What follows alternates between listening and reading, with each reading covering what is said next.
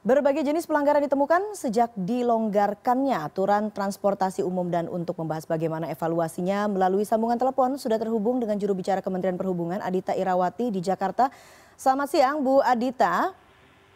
Selamat siang Mbak Eva. Baik Bu Adhita, saya langsung tanya ini masalah evaluasi kebijakan pelonggaran transportasi. Kalau kemudian tadi Bu Adhita sempat mendengar laporan rekan kami yang memantau di Bandara Soekarno-Hatta, ada kemudian penumpang yang menggunakan surat yang memang tidak termaktub begitu ya dalam aturan diperbolehkan menggunakan transportasi ini. Nah, evaluasinya seperti apa Bu? Apakah itu memang pelanggaran, dan apakah sudah ditemukan banyak pelanggaran Bu dari aturan yang sudah ada?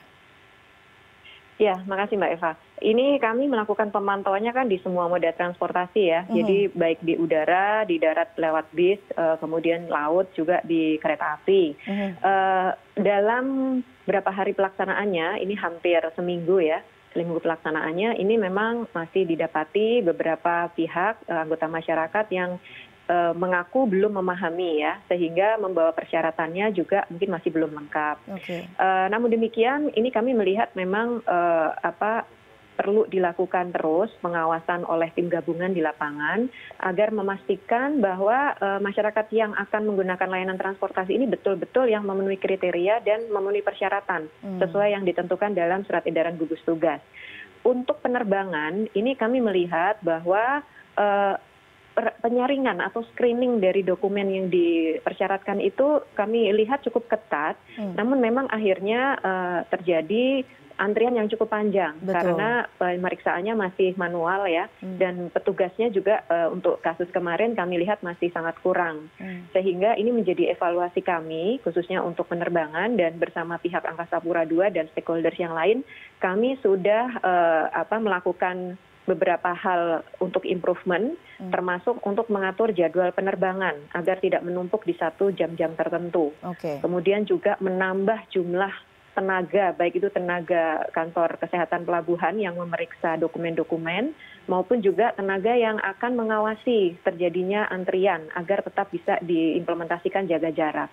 Dan juga upaya-upaya yang lain ya, agar kemudian tidak terjadi lagi penumpukan, namun juga tetap bisa dipastikan syarat dan ketentuannya terpenuhi, sehingga penumpang yang bisa naik pesawat itu adalah penumpang yang betul-betul sehat dan memiliki kepentingan yang sudah ditetapkan. Demikian, Baik, Eva. Bu Adhita, artinya kita tidak akan melihat lagi begitu ya Bu Adhita ya, adanya kerumunan, adanya penumpukan penumpang baik itu di bandara ataupun di titik-titik transportasi lain maupun di pelabuhan dan juga di terminal misalnya begitu, Bu Adhita.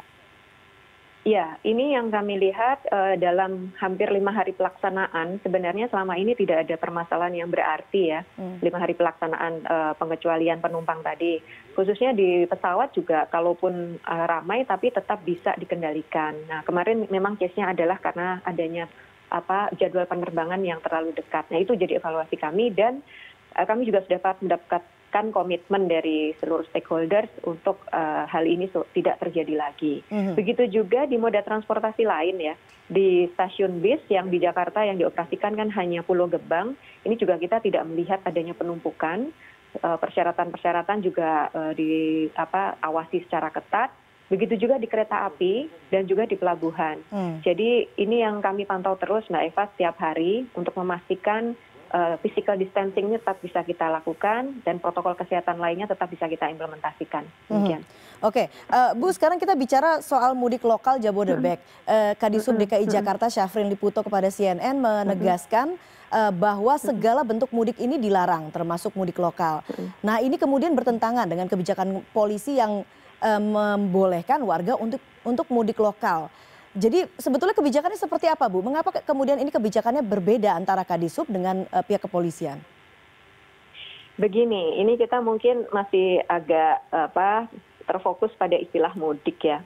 Yang sudah diatur sebenarnya, Jabodetabek ini kan bisa dikatakan sebagai daerah aglomerasi yang sudah ditetapkan sebagai PSBB ya. Aglomerasi ini kan daerah unik Mbak, jadi kabupaten kota itu batasnya sangat tipis, dan pergerakan orang dari satu kabupaten ke kota lain kan hampir tiap hari terjadi.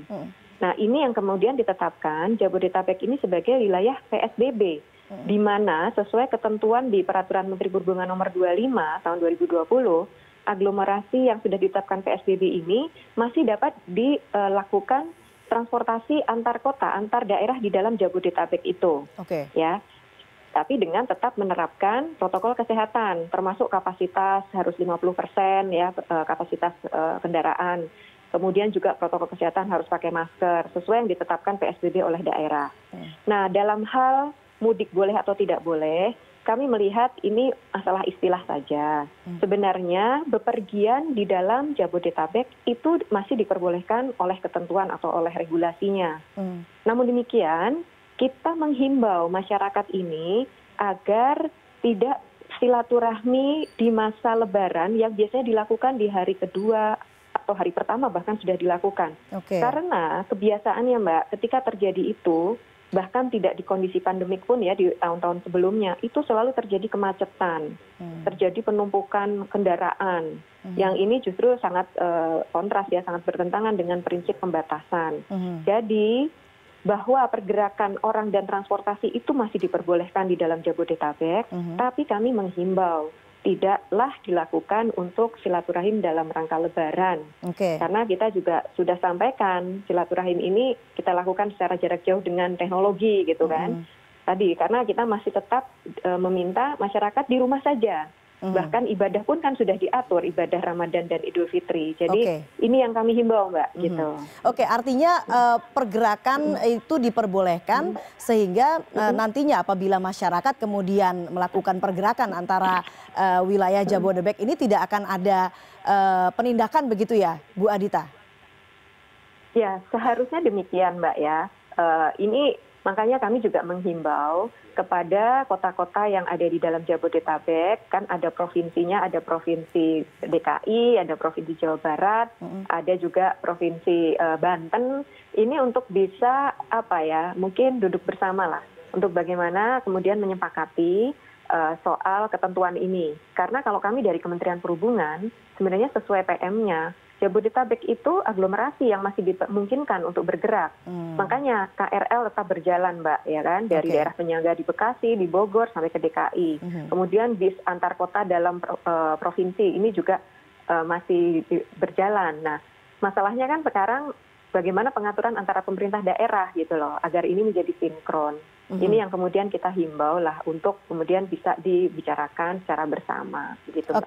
Baiklah, Bu Adita terakhir, Bu, melihat kondisi saat ini, apa kemudian yang ingin disampaikan oleh Kementerian Perhubungan terkait dengan upaya mungkin masyarakat untuk masih melakukan pergerakan, baik itu dalam bentuk mudik ataupun juga silaturahmi? Yang pertama saya tegaskan, mudik masih dilarang ya. Ini mudik khususnya di luar dari daerah PSBB, ini sudah jelas dilarang ya. Dan tidak ada pengecualian dalam hal itu. Bahwasannya ada pengecualian untuk penumpang dengan kriteria dan syarat tertentu, itu sudah ditetapkan oleh gugus tugas.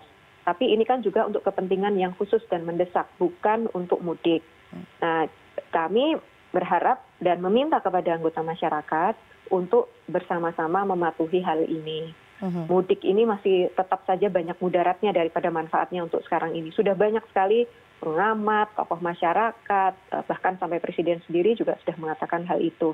Jadi mohon mudik ini ditunda dulu, tidak sekarang. Mari kita lihat kondisi lebih kondusif lagi. Sementara ini kita fokus untuk mengikuti apa yang menjadi arahan pemerintah. Di rumah saja, jaga jarak. Kemudian protokol kesehatan, selalu cuci tangan, selalu pakai masker.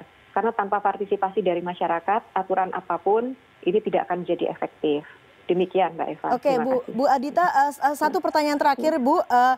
Ada informasi yang mengatakan bahwa Kemenhub itu mendapatkan desakan dari Asosiasi IATA untuk membuka penerbangan. Kami minta klarifikasinya, apakah memang benar demikian Bu? Kami tidak mendapat desakan dari siapapun. Ini adalah sebuah keputusan bersama dari pemerintah ya. Dan kami merujuknya kepada surat edaran gugus tugas. Surat edaran gugus tugas ini dikeluarkan oleh Ketua Gugus Tugas yang sudah diberikan mandat oleh Presiden sesuai Kepres nomor 9 untuk menangani percepatan penanganan COVID-19. Jadi hanya itu Mbak rujukan kami. Baiklah, Bu Adita Irawati, juru bicara Kemenhub, terima kasih atas informasinya di CNN Indonesia News Hour. Selamat siang Ibu.